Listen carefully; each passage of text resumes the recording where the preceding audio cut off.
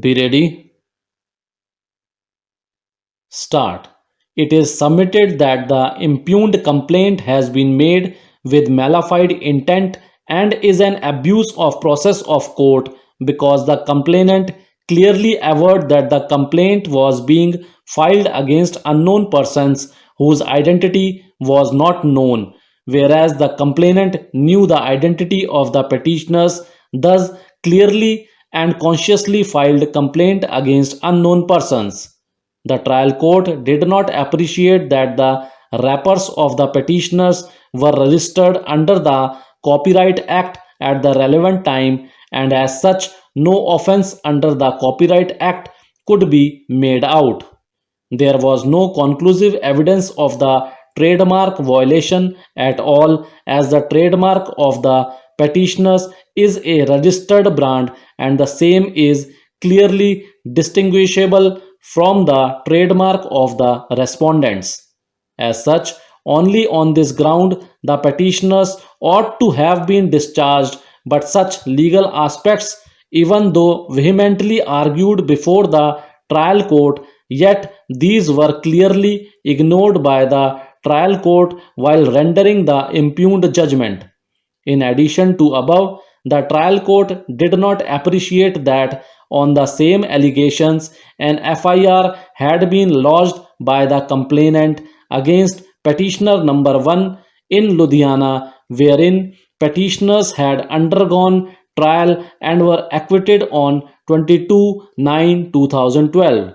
Though said judgment had been set aside to a limited extent, thereby the Sessions Court remanding the case, but the said orders have been stayed by the High Court of Punjab and Haryana.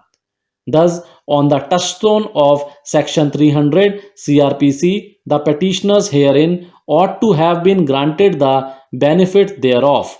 The petitioners could not be subjected to another trial at the behest of the complainant with the same allegations. The trial court clearly fell into an error on this count. On the other hand, learned counsel appearing on behalf of respondent number 2 submits that the application under section 300 CRPC filed by the petitioners was a classic case of abuse of process. The application was predicated on purposeful and flawed reading of section 300 of the CRPC, which bars a second trial when the previous trial on the same set of facts and circumstances has culminated into conviction stroke acquittal. Section 26 of the General Clauses Act provides where an act or omission constitutes an offence under two or more enactments, then the offender shall be liable to be prosecuted and punished under either or any of those enactments, but shall not be liable to be punished twice for the same offence, whereas section 300 of CRPC provides a person who has once been tried by a court of competent jurisdiction for an offence and convicted or acquitted of such offence shall, while such conviction or acquittal remains in force, not be liable to be tried again for the same offence, nor on the same facts for any other offence for which a different charge from the one made against him might have been made under subsection 1 of section 221,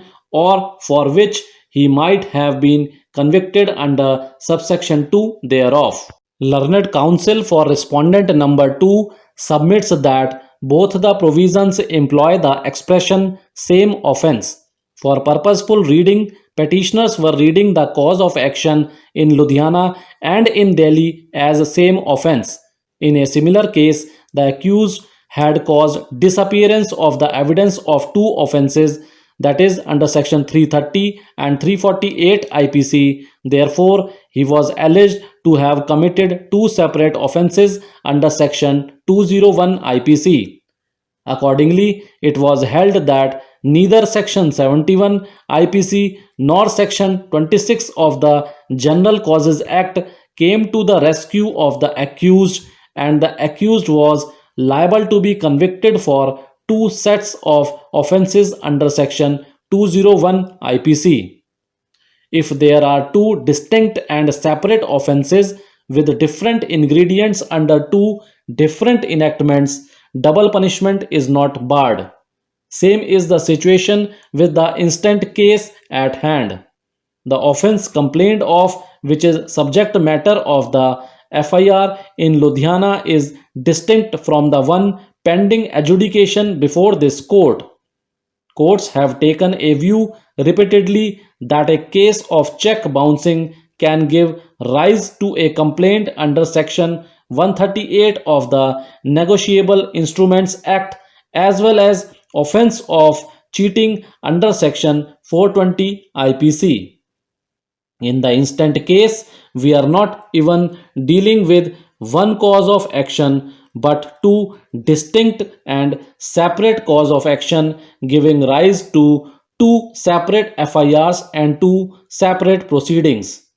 In my considered opinion, if the said industries has a different manufacturing unit in Delhi, cause of action would be separate and distinct. When the said industry has only one manufacturing unit in Ludhiana and case is already pending before the High Court of Punjab and Haryana, therefore no separate cause of action arises to prosecute the petitioners any further. When such a situation is non existent in the present case, then the present case would be double jeopardy for the petitioner. Accordingly, I hereby set aside the complaint and the proceedings pending before the trial court against the petitioners. The petition is accordingly allowed and disposed of. Pending applications, if any, stands disposed of with no orders as to cost. Thank you.